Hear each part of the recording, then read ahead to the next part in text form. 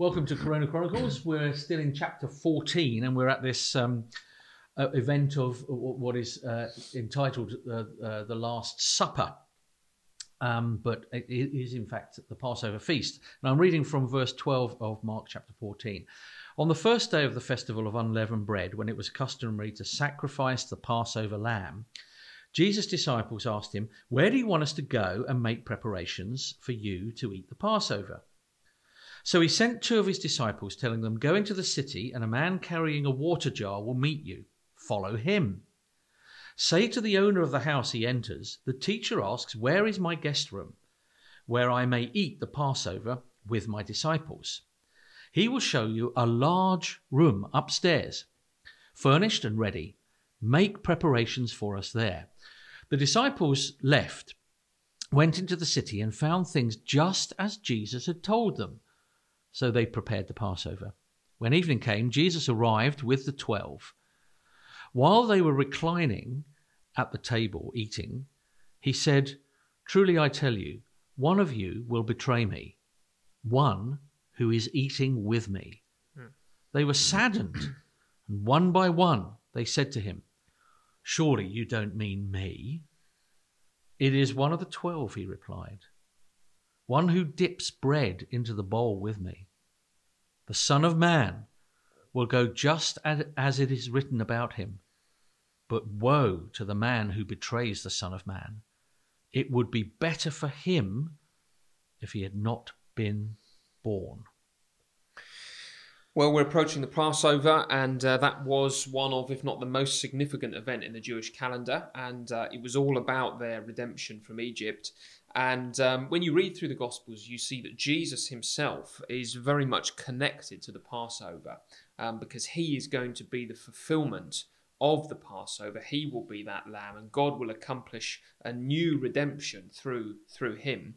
And it's interesting, though, that as we come to this significant Passover meal, the preparation for the meal has almost as much coverage as the meal itself. Yeah. So the preparations for this are really important in Mark's Gospel. And I mean, it is a bit like a sort of spy sort of movie thing, isn't it? You know, I'll send you here, you sit on this chair, the bloke wearing the carnation who says the Russians are coming or something, you follow him. Yeah. So it's a very strange affair sort of going on here. And then it sort of emphasizes it that the disciples found things just as Jesus told them. Yeah. You know, following this man to this house, there's this room, and so forth. And that is just a little window into the sovereignty of Jesus in all of this, because although the enemies are out looking for an opportunity to seize and kill him, we're not to think that he's out of control. No. You know, he has not surrendered control for a moment. He knows down to the detail, exactly what is going to happen. Yeah, and I guess it had to be fairly secretive because, as you say, the enemies are after him. Yeah.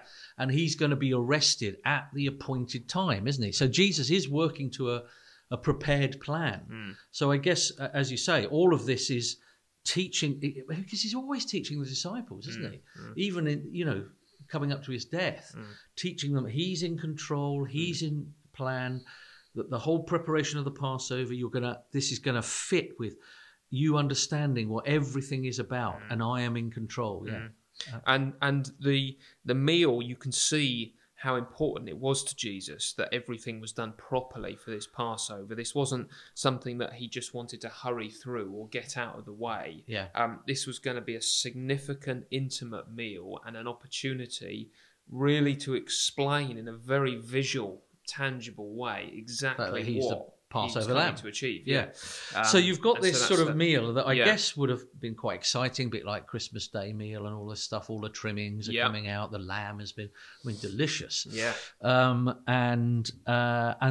it turns sort of bitter, doesn't it? Because verse 19 it says, and they were in verse 18 he says, one of you is going to betray me.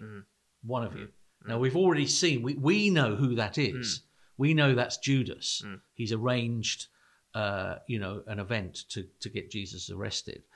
And I guess that's another reason, because Judas I guess, is not one of the disciples that went to make preparation. So Jesus has to hide this where he's eating from Judas. So Judas has to go out in the night, that sort of stuff, because Jesus' time hadn't yet come. But what you've got is, we know this, but they don't know it, do they? No. Yeah, I mean, there is both that element of sadness and confusion. They were saddened to hear that, but they one by one said, "Well, surely you don't mean me." In other words, they didn't all know that he was talking about Judas. So Judas had obviously been such a significant member of the group, and they just didn't seem to think that any suspicion was resting over Judas. So they're going around and saying, it does seem that there were more than the 12 at this meeting. I don't think it is like, Leonardo da Vinci's whatever it is painting, because he says, no, it's one of the 12.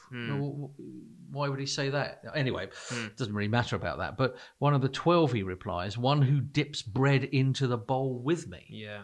And so, my goodness, this is like sharing, and what this very event stands for.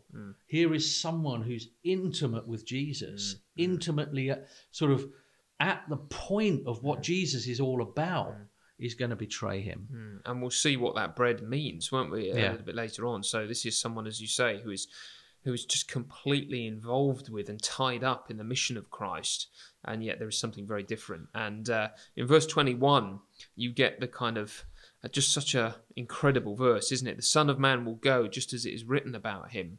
But woe to that man who betrays the Son of Man. It would be better for him if he had not been born. And there you get the kind of marriage between God's sovereignty and the responsibility of this one who will betray him. The Son of Man is going to go as it's written about him. So the scriptures have foretold not just his death, but the manner of his death. It's been written and detailed, and yet a judgment is pronounced upon the one who actually hands over this son. So Judas is accountable. He is not off the hook. He is thoughtfully and craftily chosen how to betray, and he will face God's judgment for that. And yet God has not surrendered control, which is just, that's such a profound thing, isn't it? The marriage of those two things. I guess, one of the things, I guess you can apply this in all kinds of ways. I mean, obviously, Jesus is in control of all of these events and so forth, and therefore he's deliberately going in the plan of the Son of Man to the cross. But I guess, the teaching for those of us that are in the Christian faith, that read the scriptures, that follow the feasts, if you like, of Christ. We're in with the Church of Christ. I guess if someone said one of you is going to betray, I guess our answer shouldn't be, well, surely not me. Yes. It should be, it probably is me. Yes, yeah. And Lord, don't let it be me. Yeah. It is a sort of probably a better response, isn't it? Yeah. Because I don't know whether Judas said, surely not me. Yeah.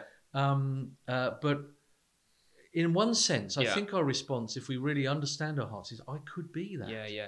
But don't let it be me. Yeah. And we'll come on to Peter, a little bit later, and he said similar things, didn't he? Even if all of these, these are meant to be his mates. I know. Even if all of these betray, I never will. Yeah. But you're right. The kind of the posture of someone who knows the wickedness of their own heart is, yes, that could be me. Please help my unbelief, isn't it?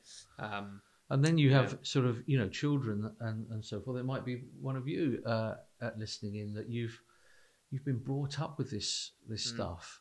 But, are you going to go on? Are you going to give up Jesus for some money? Or are you going to follow the plan of God, which is to follow the Lord Jesus? I think that is the sharp end of this, isn't it? Yeah. Because we often think that God's enemies are miles away from the place where God is, but they might be sat next to him. Yeah. They might be listening to him. In the place where he speaks, the church, through his word, and yet actually, when all is said and done, they will seem to be enemies, and Lord, save us from that, So that's something to ask the Lord, that you wouldn't betray him today in any way. We'll come back next time.